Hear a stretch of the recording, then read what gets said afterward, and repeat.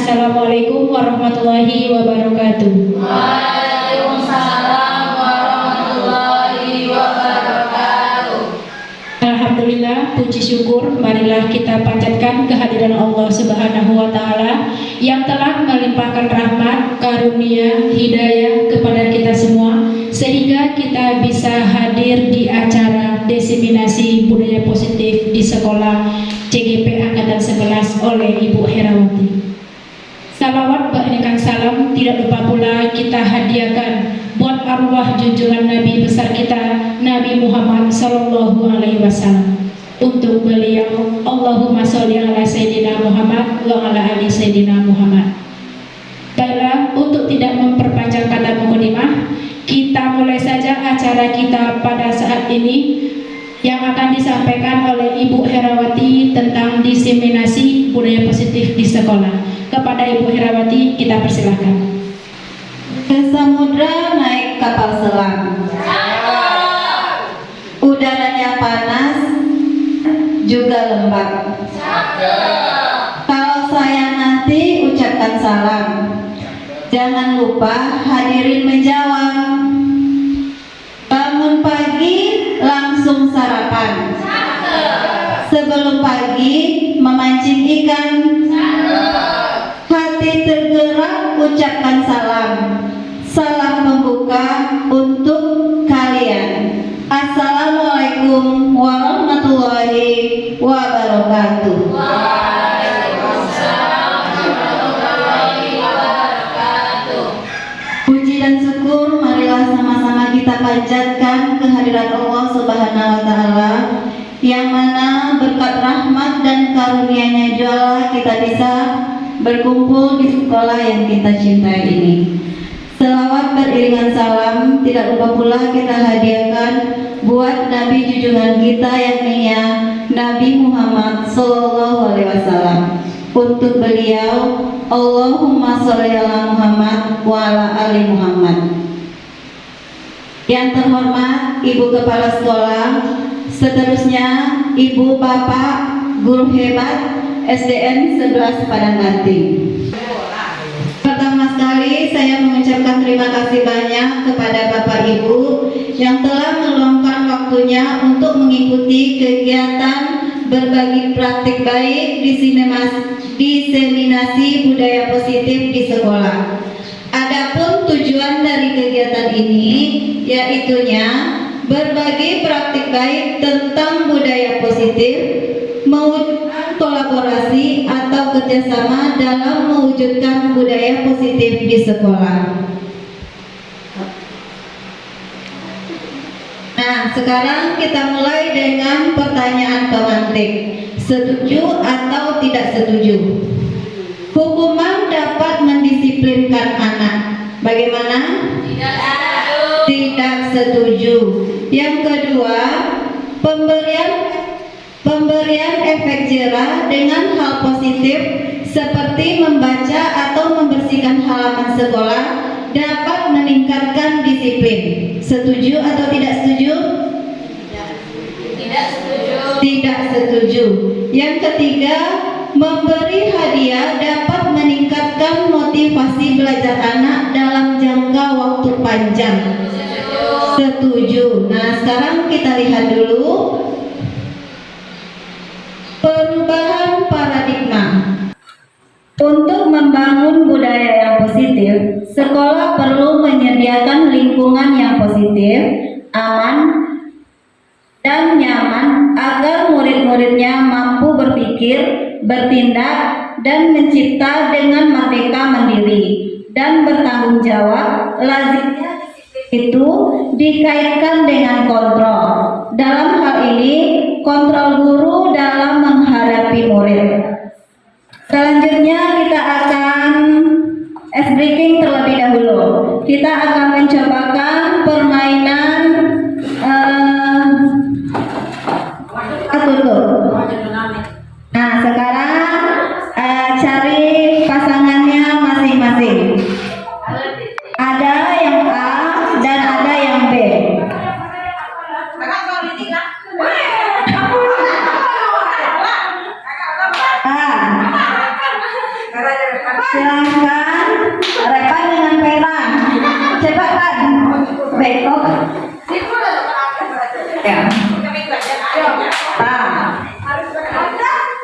Silakan untuk berdiri lah, berdiri. Yang satu kepalkan tangannya, yang satu silakan berusaha untuk membuka kepalanya. Nah, kita mulai. 1, 2, 3. Boleh dirayu, boleh dipaksa, boleh dikritik.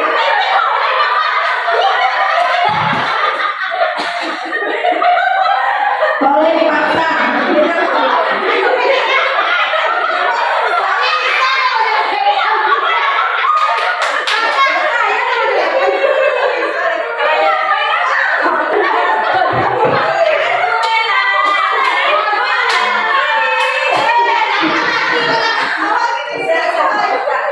Silakan duduk kembali.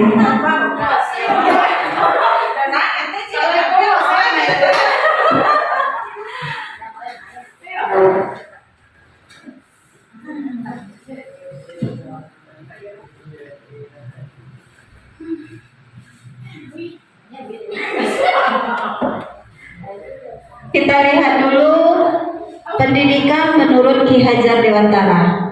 Ki Hajar Dewantara mengumpamakan sekolah sebagai sebuah ladang tempat bersemainya benih.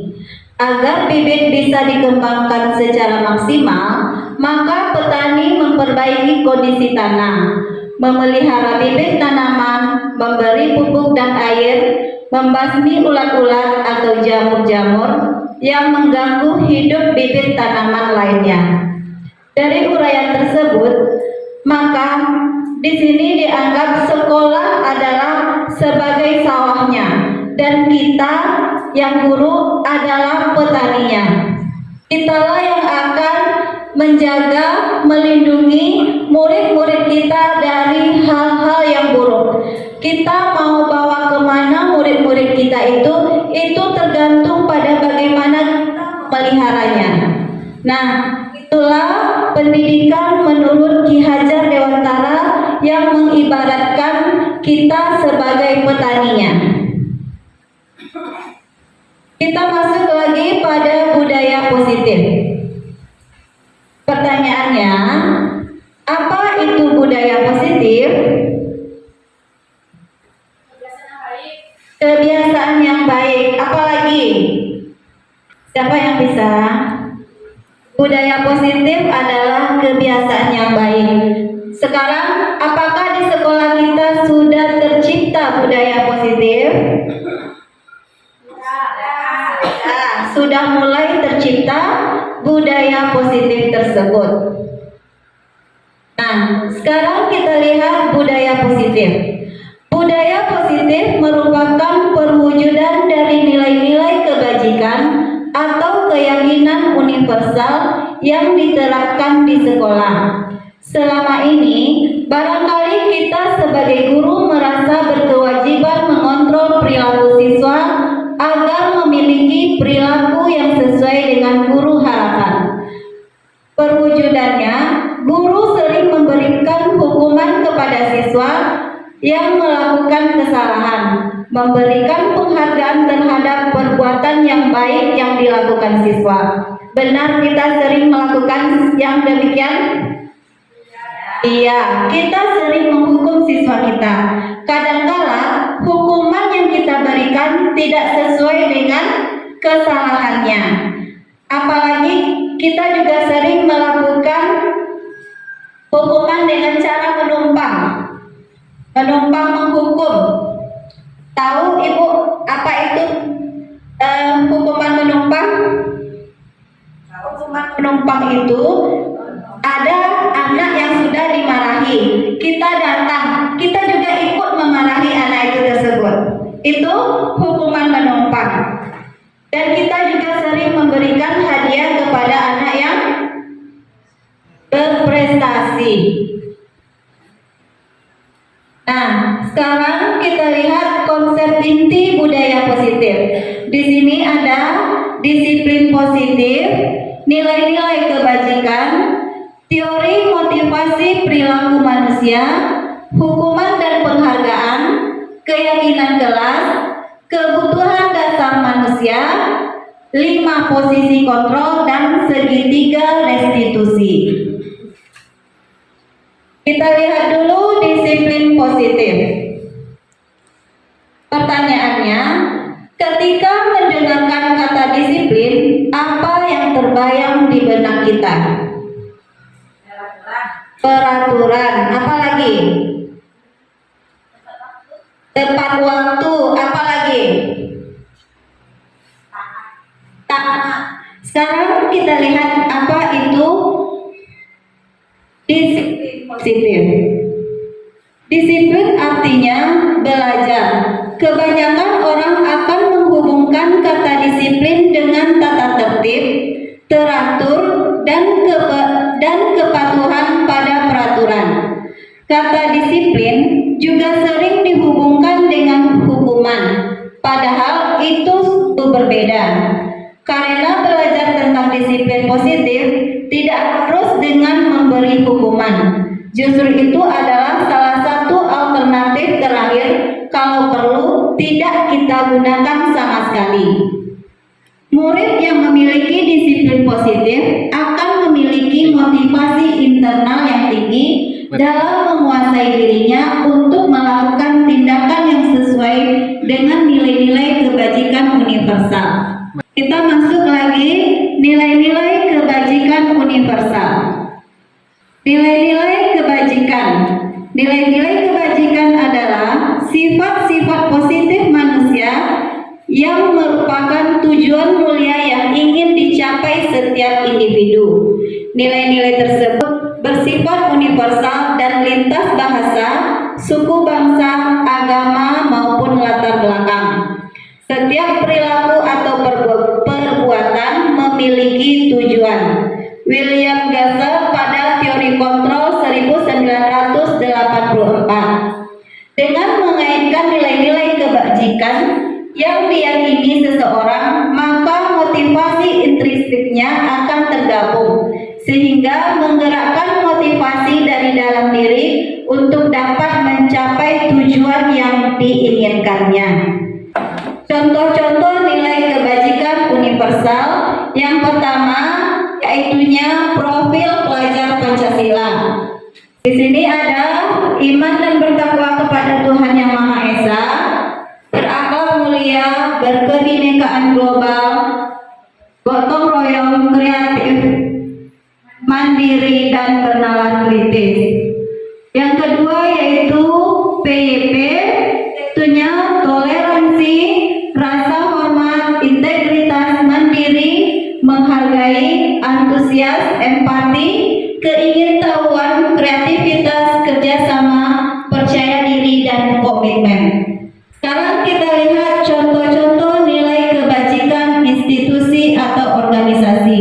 Yang pertama, keterus-terangan, kebersihan, komitmen, belas kasih, percaya diri, keberanian, kesatuan, kreatif, semangat, kedermawan, kejujuran, kebahagiaan, keadilan, baik hati, kesetiaan, berprinsip, bersahaja, keteraturan, kedamaian, tanggung jawab, pengabdian, bijaksana, bersyukur, toleransi, percaya, lurus hati, dan ketegasan.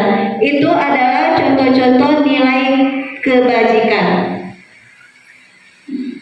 Sekarang kita masuk lagi teori motivasi perilaku manusia. Pertanyaannya, sebagai seorang guru, saat Anda hadir di kelas tepat waktu, motivasi apa yang mendasari tindakan Anda? Saat kita hadir tepat waktu, motivasi apa yang ada di dalam diri kita? Tanggung jawab, apa lagi? Karena suatu pekerjaan, apa lagi? Kita datang tepat waktu, itu motivasi apa yang ada dalam diri kita? Supaya dicontoh sama anak-anak, apa lagi? Ada yang ingin mendapatkan hadiah dari kepala sekolahnya? Tidak. Lanjut. Nah, sekarang kita lihat. Apakah Anda datang tepat waktu karena tidak ingin ditegur oleh atasan, oleh atasan Anda dan kemudian mendapat surat peringatan? Tidak. Menghindari ketidaknyamanan dan hukuman? Tidak. Atau Anda ingin mendapatkan pujian dari atasan Anda dan mendapatkan penghargaan? Tidak.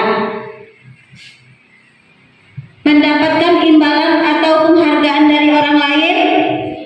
Tidak. Anda ingin menjadi orang yang menghargai waktu? Iya.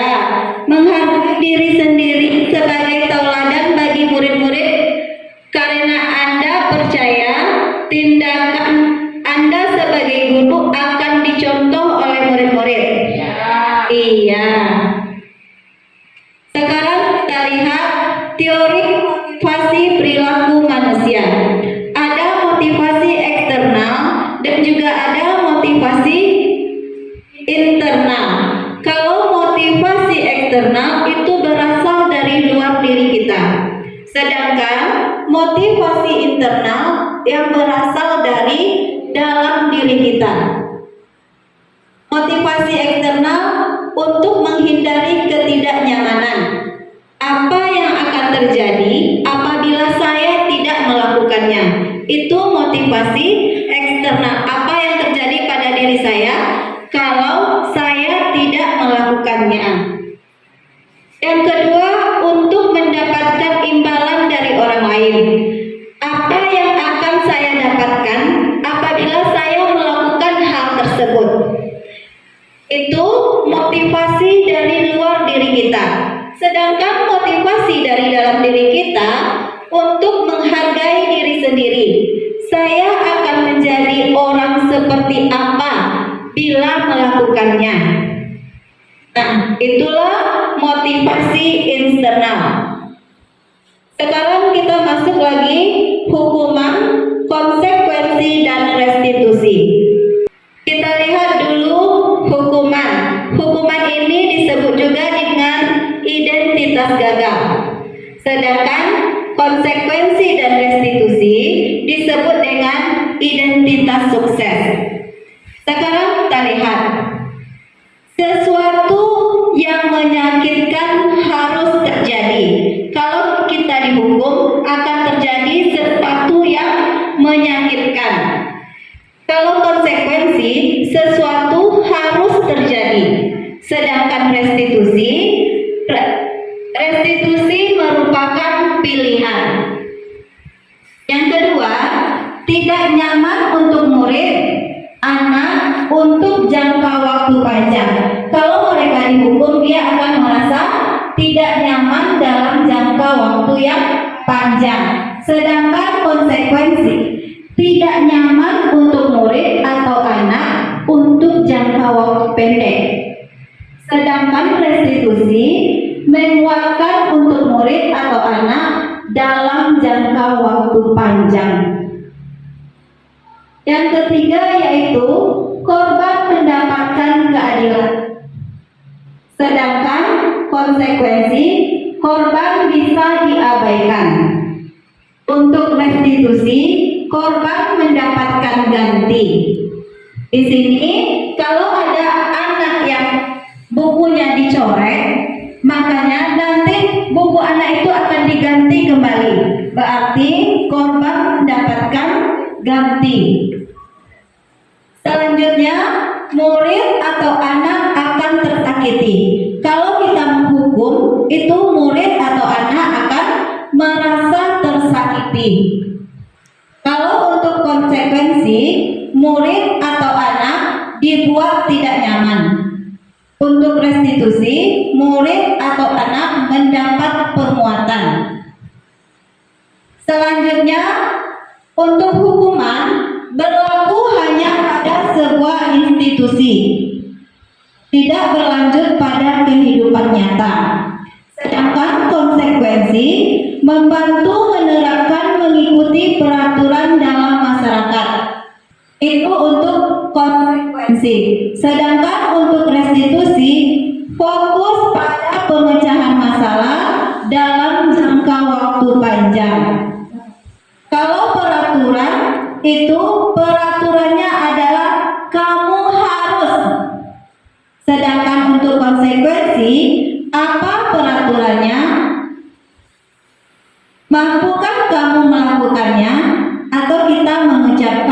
terima kasih. Apa yang kamu yakini? Apa yang bisa kamu lakukan untuk memperbaiki masalah ini? Itu untuk restitusi. Nah, yang terakhir, kalau untuk hukuman, murid atau anak membenci peraturan. Benar? Benar. Kalau untuk konsekuensi, murid atau anak menghormati peraturan. Sedangkan untuk restitusi, murid atau anak menghormati dirinya dan orang lain. Nah, sekarang kita lihat. Yang pertama itu mencatat 100 kali dalam buku kalimat saya tidak akan terlambat lagi. Itu hukuman atau konsekuensi? Hukuman. Yang kedua, lari keliling lapangan basket 2 kali karena terlambat hadir di sekolah. Murid diminta untuk push up 15 kali karena tidak menggunakan masker ke sekolah. Hukuman. Menggantikan kertas teman yang telah dicoret-coret. Konsekuensi. Membersihkan tumpahan air di meja tulis karena tersenggol saat belajar. Konsekuensi. Murid disuruh untuk melepaskan sepatu seharian di sekolah karena tidak mengenakan sepatu berwarna hitam. Hukuman. Lari mengelilingi lapangan basket 2 kali karena terlambat 10 menit untuk pelajaran pejok. Hukuman atau konsekuensi? Konsekuensi. Kita lihat dulu. Nah, sudah kita lihat. Kalau untuk pelajaran pejok itu konsekuensi. Sekarang kita lihat lagi dihukum oleh penghargaan. Penghargaan tidak efektif. Suatu penghargaan adalah suatu benda atau peristiwa yang diinginkan yang dibuat dengan persyaratan. Hanya jika Anda melakukan hal ini, maka Anda akan mendapatkan penghargaan yang diinginkan. Kalau kita melakukan, berarti kita akan mendapat penghargaan. Tapi kalau tidak, kita tidak akan mendapatkan penghargaan tersebut.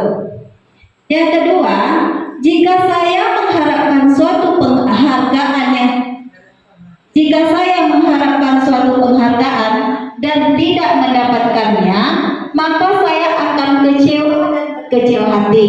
Sering kita seperti itu? Sering. Serta kemungkinan lain kali saya tidak akan berusaha sekeras ini. Yang ketiga, jika kita memberikan seseorang suatu penghargaan untuk melakukan sesuatu, maka kita harus terus-menerus memberikan penghargaan itu. Jika kita ingin orang tersebut meneruskan perilaku yang kita inginkan, kalau kita sudah memberikan, dia akan melakukan yang kita inginkan. Tapi kalau kita tidak memberikannya, dia akan berhenti melakukan hal tersebut. Yang kedua, hukuman merusak penghargaan merusak hubungan. Benar? Benar. Kita lihat dulu. Ketika seorang diberi penghargaan atau dipuji di depan orang banyak, maka yang lain akan merasa iri. Iya? Iya. Dan sebagian dari mereka akan tidak menyukai orang yang diberi penghargaan tersebut. Yang kedua, jika seorang guru sering memberikan penghargaan kepada murid-muridnya, besar kemungkinan murid-muridnya termotivasi hanya untuk menyenangkan gurunya. Mereka tidak akan bersikap jujur kepada guru tersebut. Yang ketiga, penghargaan menciptakan persaingan. Persaingan menciptakan kecemasan. Yang keempat, mereka yang percaya bahwa mereka tidak memiliki kesempatan untuk mendapatkan penghargaan, akan tetapi mencoba. Mereka yang percaya bahwa mereka tidak memiliki kesempatan untuk mendapatkan penghargaan akan berhenti mencoba. Sepertinya ada anak yang tidak bisa mendapatkan juara, dia akan berhenti berusaha. Saya akan tetap mendapatkan nilai seperti ini. Jadi usahanya tidak ada motivasi di dalam dirinya. Selanjutnya, penghargaan menghukum.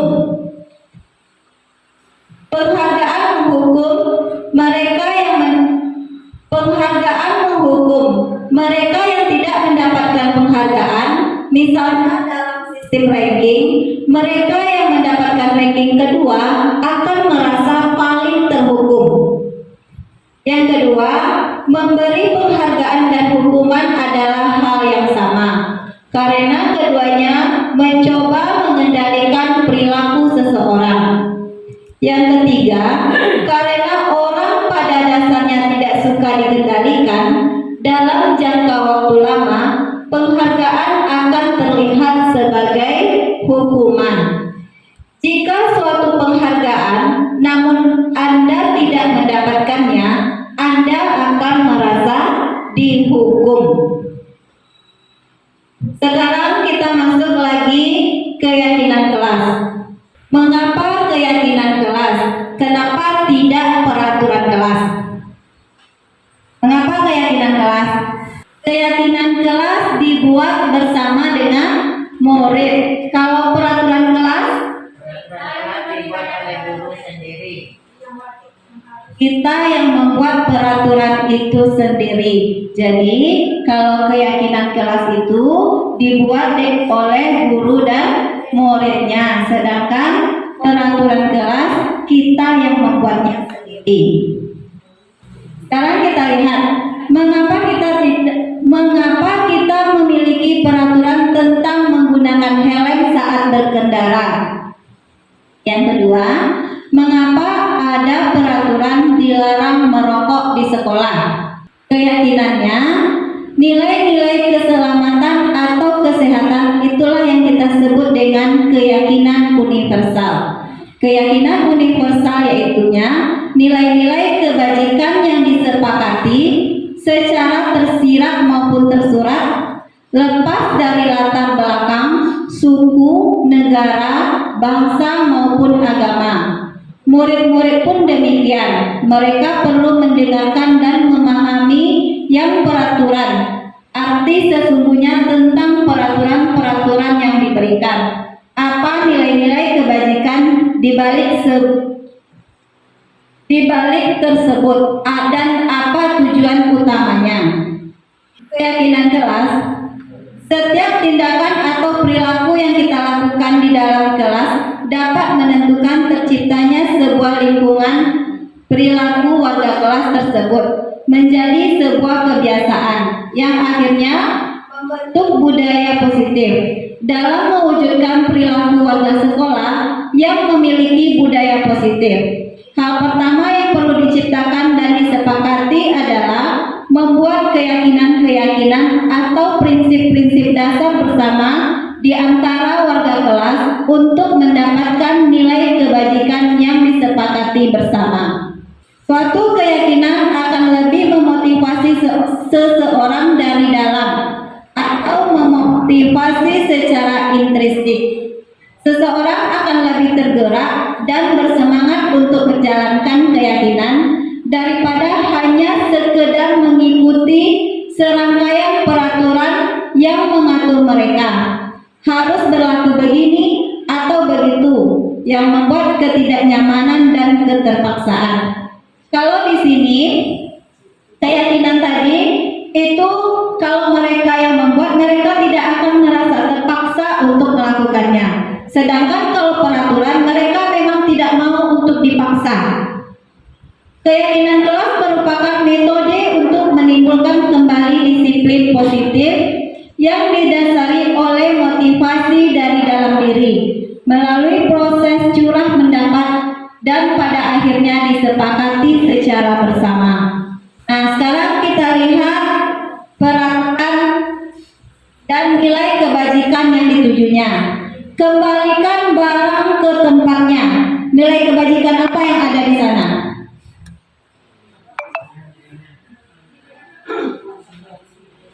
Konsekuensi apa lagi? Tanggung jawab. Kita lihat yang kedua, dilarang mengganggu orang lain. Keselamatan. Hadir di sekolah 15 menit sebelum pembelajaran dimulai. Disiplin. Dilarang melakukan kekerasan. Keselamatan. Dilarang menggunakan narkoba. Kesehatan. Bergantian atau menunggu giliran. Disiplin. Sekarang kita lihat jawabannya.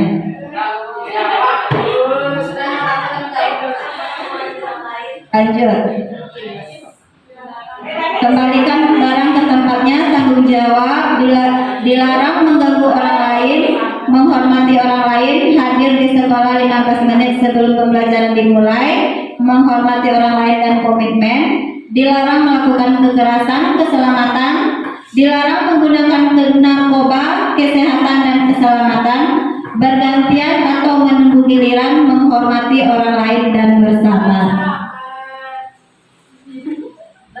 Pembentukan keyakinan kelas. Pembentukan keyakinan kelas ini bersifat abstrak, berupa pernyataan universal, dibuat dalam pernyataan positif, sedikit saja agar mudah diingat. Dan keempat, sesuai dengan kondisi kelas atau sekolah, sehingga mudah diterapkan semua warga kelas, dilibatkan dalam membuat keyakinan kelas. Nah, inilah contoh kalimat keyakinan kelas: datang tepat waktu, menjaga kebersihan, saling menghormati dan menghargai. Nah, selanjutnya silakan simak sebuah video dalam membuat keyakinan kelas.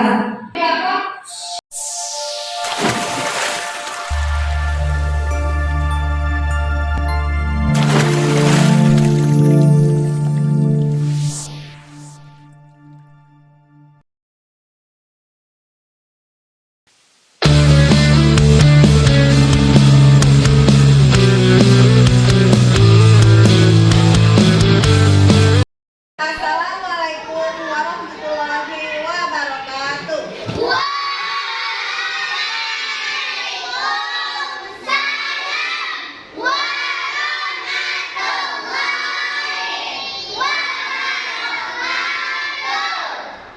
Tepuk semangat.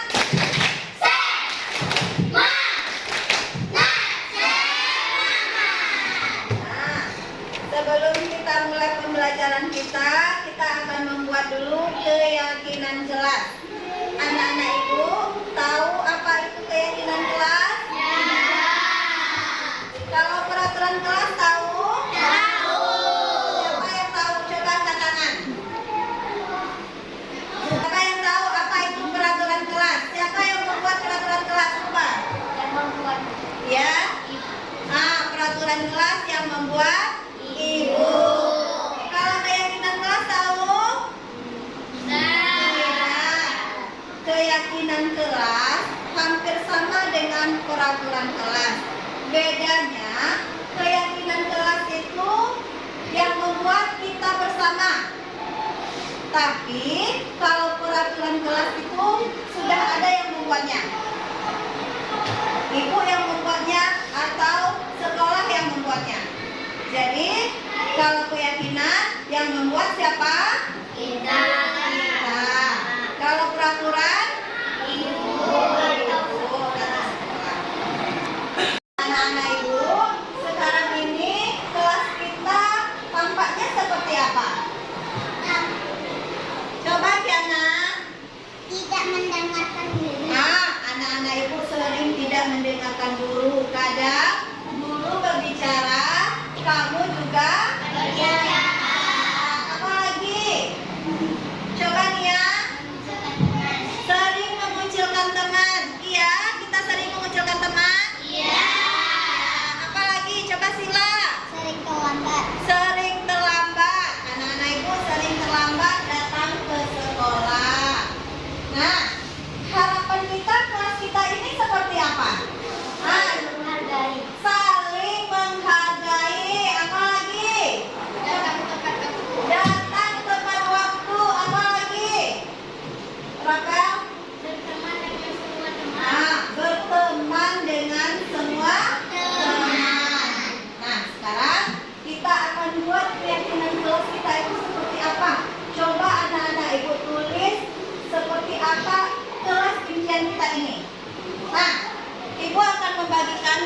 kelasnya.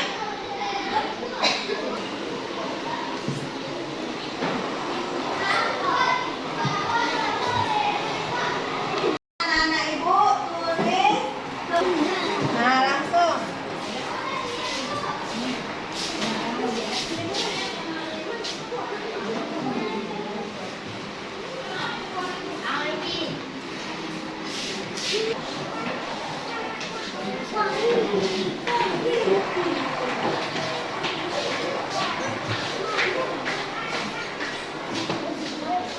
Semua anggota kelompok. Nah, itu termasuk mengerjakan tugas.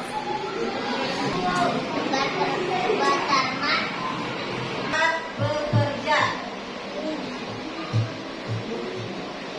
Nah, inilah kesepakatan kelas kita. Keyakinan kelas kita. Inilah keyakinan kelas kita. Yang pertama apa?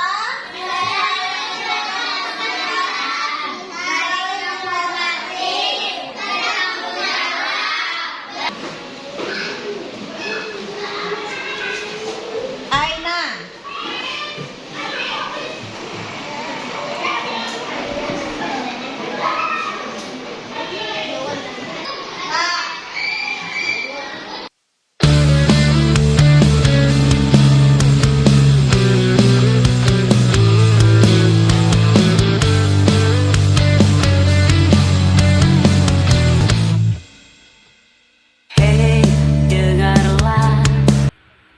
Inilah contoh cara membuat keyakinan kelas di dalam kelas kita.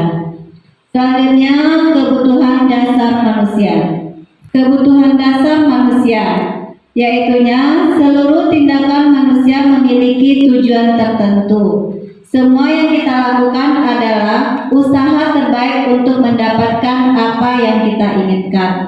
Ketika kita mendapatkan apa yang kita inginkan, sebetulnya saat itu kita sedang memenuhi salah satu atau lebih kebutuhan dasar kita. Kita lihat dulu 5 kebutuhan dasar manusia. Yang pertama yaitunya bertahan hidup, kedua kasih sayang, ketiga penguasaan, keempat kebebasan, dan yang kelima adalah kesenangan. Kita lihat dulu kebutuhan untuk bertahan hidup. Kebutuhan untuk bertahan hidup ini yang bersifat biologis. Untuk bertahan hidup kita membutuhkan kesehatan, makanan, pakaian, rumah. Itu adalah kebutuhan dasar kita yang pertama, yaitunya bertahan hidup. Kita akan melakukan apa saja untuk memenuhi kebutuhan kita yang ini. Yang kedua yaitu cinta dan kasih sayang. Kita membutuhkannya. Ibu Vera membutuhkan cinta dan kasih sayang? Iya. Kebutuhan untuk memberi dan menerima kasih sayang, dan kebutuhan untuk merasa menjadi bagian dari suatu kelompok.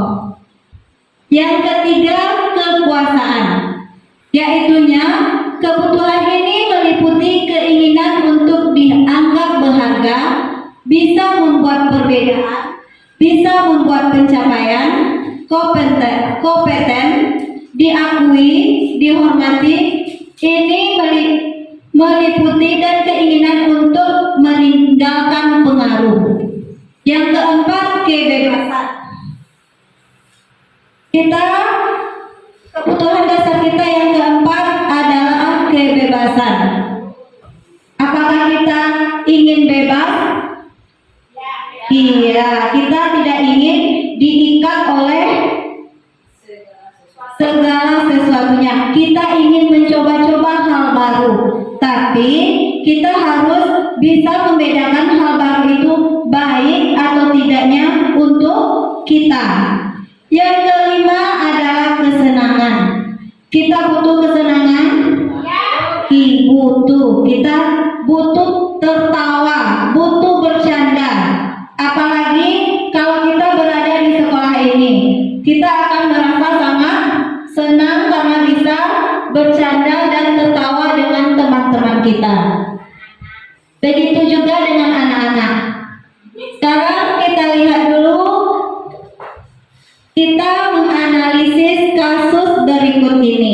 Coba bacakan Ibu Vera. Tahun ini Dimas genap berusia 17 tahun. Ia senang sekali ketika ayahnya mulai mengajarkannya cara menyetir mobil. Setiap akhir pekan ia berlatih menyetir. Ia terlihat senang sekali berlatih sampai akhirnya ia bisa menyetir mobil dengan baik dan lancar. Ketika ibunya bertanya pada Dimas, apa yang membuat dia ingin bisa menyetir mobil? Ketika jawaban Dimas adalah seperti ini, kebutuhan apa yang ingin dia penuhi? Terima kasih Ibu Vera. Kita akan melihat di sini kebutuhan yang ingin dipenuhi oleh Dimas. Dimas menjawab, aku merasa bangga dan keren. Kalau Dimas bisa menyetir, dia merasa bangga dan keren. Berarti kebutuhan apa yang telah terpenuhi oleh Dimas? Tadi ada 5 kebutuhan dasar manusia. Bertahan hidup, kebebasan, kesenangan. Yang kedua, kata Dimas, dia bisa jalan-jalan naik mobil sama teman-teman. Kebebasan. Yang ketiga, menyetir mobil itu seru. Kesenangan. Sekarang kita lihat dulu. Jawabannya, aku merasa bangga dan keren. Itu penguasaan. Selanjutnya, yang bisa jalan-jalan itu kasih sayang dan rasa diterima. Yang ketiga, menyetir mobil itu seru. Kesenangan.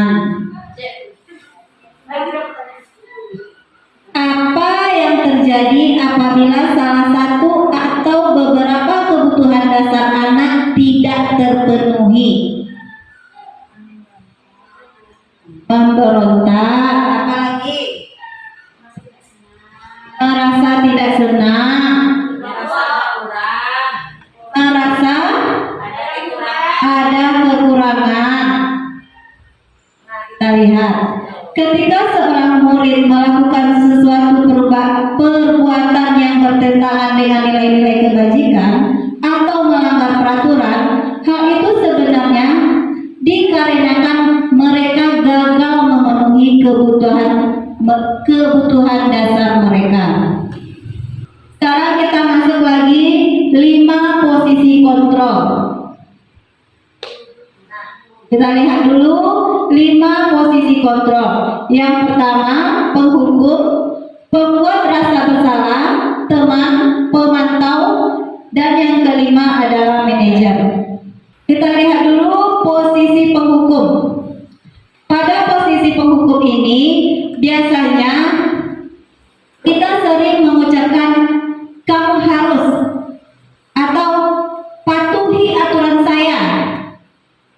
Pada posisi penghukum, kita ingin orang lain itu melakukan apa yang kita inginkan.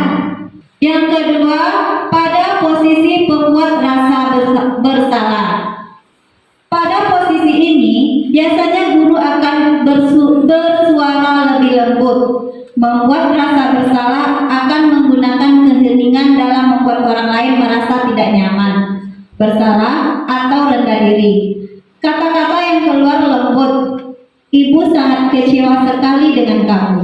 Berapa kali harus ibu katakan? Gimana coba kalau orang tua kamu tahu bagaimana perasaannya? Di sini anak-anak akan merasa gagal, akan merasa dirinya tidak bisa membahagiakan orang tuanya.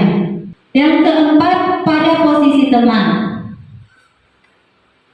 Di sini kita akan mengucapkan, ayolah bantu ibu, kamu jangan seperti itu. Anak-anak pada posisi teman ini, mereka akan merasa bergantung kepada gurunya. Nanti ibu bantu, kamu tenang aja. Seperti itulah. Nanti apabila gurunya tidak datang, anak-anak itu merasa ada yang kurang dalam hidupnya. Itu pada posisi teman. Yang keempat, pada posisi pemantau. Pada posisi pemantau ini, pada saat kita mengawasi, kita bertanggung jawab atas perilaku orang-orang yang kita awasi. posisi pemantau berdasarkan pada peraturan-peraturan atau konsekuensi. Pertanyaan yang biasa dilakukan sebagai pemantau, peraturannya apa ya? Apa yang telah kamu lakukan? Sanksi atau konsekuensi apa yang kamu terima? Di sini, seorang pemantau ini menunjukkan tanggung jawab murid untuk mengontrol muridnya. Ia akan sering memberikan stiker, slip catatan, daftar cek untuk mengumpulkan bukti dan data perilaku siswanya. Yang terakhir adalah posisi manajer. Pada posisi manajer, di mana guru berbuat sesuatu bersama dengan murid, mempersilahkan murid bertanggung jawab atas perilakunya, mendukung murid agar dapat menentukan posisi atas permasalahannya sendiri. Seorang manajer telah memiliki keterampilan sosial teman ataupun pemantau. Dengan demikian, bisa jadi di waktu-waktu tertentu kembali kepada posisi tersebut bila diperlukan. Namun, bila kita menginginkan murid kita menjadi manusia yang merdeka, mandiri dan bertanggung jawab, maka kita perlu mengacu kepada restitusi yang dapat menjadikan murid kita seorang manajer bagi dirinya. Di manajer, murid diajak untuk menganalisis kebutuhan dirinya maupun kebutuhan orang lain. Di sini penekanan bukan pada kemampuan membuat konsekuensi, namun dapat berkolaborasi dengan murid bagaimana memperbaiki kesalahan yang ada. Di sini pada posisi manajer ini biasanya seorang guru akan mengatakan apa yang kita yakini kembali pada keyakinan kelas kita. Apa kamu meyakininya? Jika kamu meyakininya, apa kamu bersedia memperbaikinya? Jika kamu memperbaiki hal ini menunjukkan apa tentang dirimu? Apa rencana kamu untuk memperbaiki hal ini? Biasanya pada posisi manajer, seorang manajer ini bukan untuk mengatur perilaku seseorang. Kita membimbing murid untuk dapat mengatur dirinya. Seorang manajer bukan memisahkan murid dari kelompoknya, tetapi mengembalikan murid tersebut ke dalam kelompoknya dengan lebih baik lagi.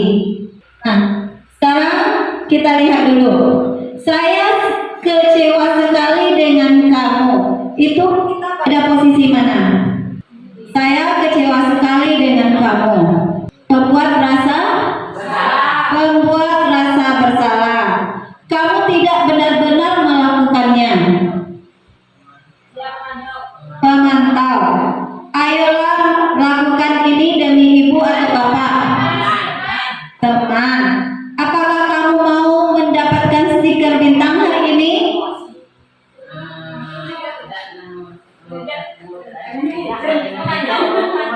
Pemantau, bagaimana kamu bisa menyelesaikan masalah ini?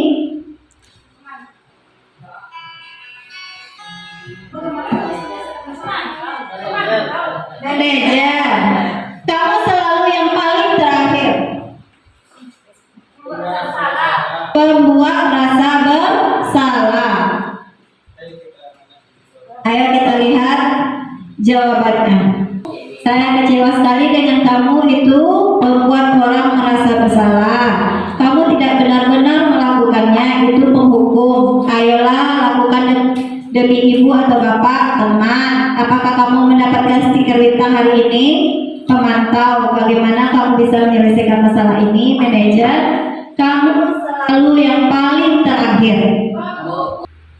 Sekarang pertanyaannya, berada di posisi kontrol manakah ke ibu sekarang? Pada posisi kontrol yang mana kita sekarang? Bu Vera penghukum. Bu Dona tema manajer. Manajer. Bu Titi teman sama pemantau. Ibu Nova Teman. Bu Rem? Teman dan pemantau. Ibu Widya? Teman. Pak Rekan? Pemantau. Nah, sekarang kita masuk lagi, ini yang terakhir, segitiga restitusi. Pada segitiga restitusi itu ada menstabilkan identitas, validasi tindakan yang salah, menanyakan keyakinan kelas. Kita lihat dulu, restitusi adalah proses menciptakan kondisi bagi murid untuk memperbaiki kesalahan mereka, sehingga mereka bisa kembali pada kelompok mereka dengan karakter yang lebih kuat.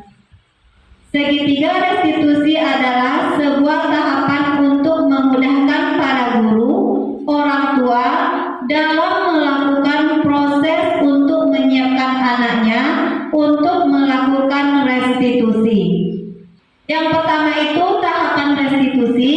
Yang pertama menstabilkan identitas. Kita di sini biasanya guru akan mengucapkan kita semua akan melakukan hal yang terbaik yang bisa kita lakukan. Yang kedua itu validasi tindakan yang salah. Di sini sering semua perilaku memiliki alasan. Dan yang ketiga menanyakan keyakinan kelas. Kita semua memiliki motivasi internal. Kita lihat dulu pada menstabilkan identitas. Bagian dasar dari segitiga restitusi bertujuan untuk mengubah identitas anak dari orang yang gagal karena melakukan kesalahan menjadi orang yang sukses. Anak yang melanggar peraturan karena sedang mencari perhatian adalah anak yang mengalami kegagalan. Dia mencoba untuk memenuhi kebutuhan dasarnya namun ada benturan. Kalau kita mengkritik dia, maka kita akan tetap membuatnya dalam posisi gagal. Kalau kita ingin menjadi relatif, maka kita harus meyakinkan si anak dengan cara mengatakan kalimat-kalimat ini. Yang pertama, berbuat salah itu tidak apa-apa. Yang kedua, tidak ada manusia yang sempurna. Saya juga pernah melakukan kesalahan seperti itu. Kita bisa menyelesaikan masalah ini. Kamu berhak merasa begitu. Bapak atau ibu tidak tertarik mencari siapa yang salah, tapi bapak atau ibu ingin mencari solusi dari masalah ini. Yang kedua, memvalidasi tindakan. Pada memvalidasi tindakan biasanya diucapkan dengan kata-kata, padahal kamu bisa melakukan hal yang lebih buruk dari ini. Kamu pasti punya alasan melakukan itu. Kamu patut bangga pada dirimu sendiri karena kamu telah melindungi sesuatu yang penting buat kamu. Kamu boleh mempertahankan sikap itu, tapi kamu harus menambahkan sikap yang baru. Yang terakhir kita akan menanyakan tindakan keyakinan kelas. Di sini sering kita ucapkan apa yang kita percaya sebagai kelas atau keluarga, atau apa nilai-nilai umum yang telah kita sepakati. Apa bayangan kita sebagai kelas yang ideal? Kamu mau jadi orang seperti apa? Kita lihat dulu ciri-ciri dari restitusi. Restitusi bukan untuk menebus kesalahan, namun untuk belajar dari kesalahan. Restitusi memperbaiki hubungan. Restitusi adalah tawaran, bukan paksaan. Restitusi menentukan, melihat ke dalam diri. Restitusi mencari kebutuhan dasar yang didasari. Restitusi adalah cara yang baik. Restitusi mengembalikan murid yang berbuat salah pada kelompoknya. Sekarang simak video tentang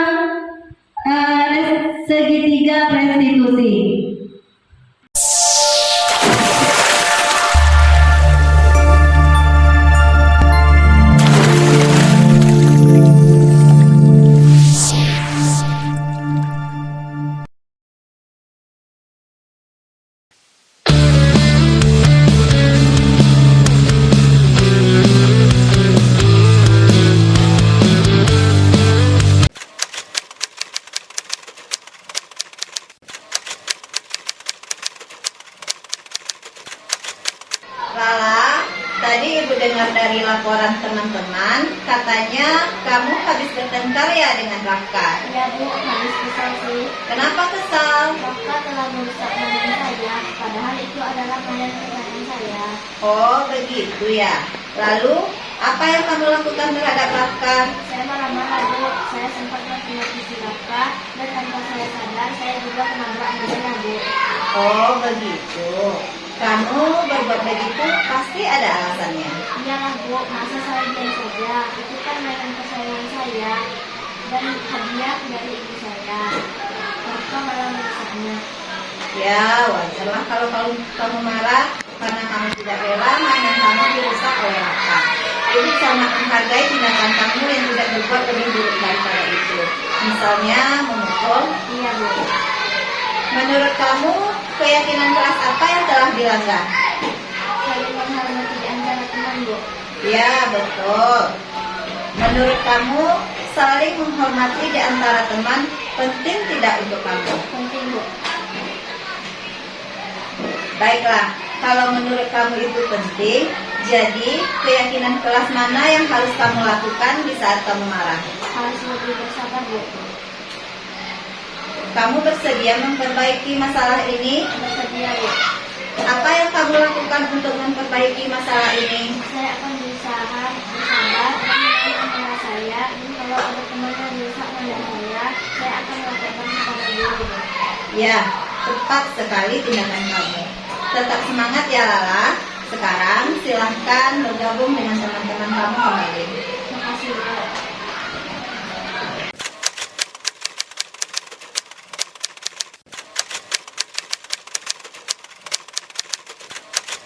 Akila, sudah 3 hari ini kamu selalu datang terlambat ya ke sekolah. Iya Bu. Sering terlambat itu sebuah kesalahan bukan? Iya Bu. Baiklah Akila, berbuat kesalahan itu manusiawi. Setiap orang pasti pernah melakukan kesalahan. Yang penting kita bisa belajar dari kesalahan tersebut dan berusaha untuk memperbaikinya. Setuju Akila? Setuju Bu. Kita cari solusinya bersama ya. Iya Bu. Akila datang terlambat pasti ada alasannya. Kenapa sih Akila sering datang terlambat? Karena saya sering begadang Bu, dan sering main HP sampai larut malam, jadi kurang tidur Bu. Akila tahu keyakinan kelas yang kita sepakati. Tahu Bu. Kalau terlambat datang ke sekolah sesuai dengan keyakinan kelas kita atau tidak? Tidak Ibu. Menurut Akila, keyakinan kelas apa yang telah Akila langgar? Disiplin Bu. Menurut Akila, disiplin itu penting atau tidak? Penting Bu. Karena dengan disiplin saya bisa datang ke waktu dan bisa menghargai waktunya. Betul. Itulah contoh segitiga restitusi yang telah saya lakukan di sekolah. Sampailah acara kita pada penghujungnya. Untuk terakhir sekali, saya ingin melakukan refleksi. Bapak dan Ibu yang saya hormati, sebelum acara ini kita tutup, saya ingin melakukan refleksi terhadap kegiatan yang telah saya lakukan. Dari kegiatan yang telah saya lakukan ini, bagaimana menurut Bapak dan Ibu? Coba Ibu Nova.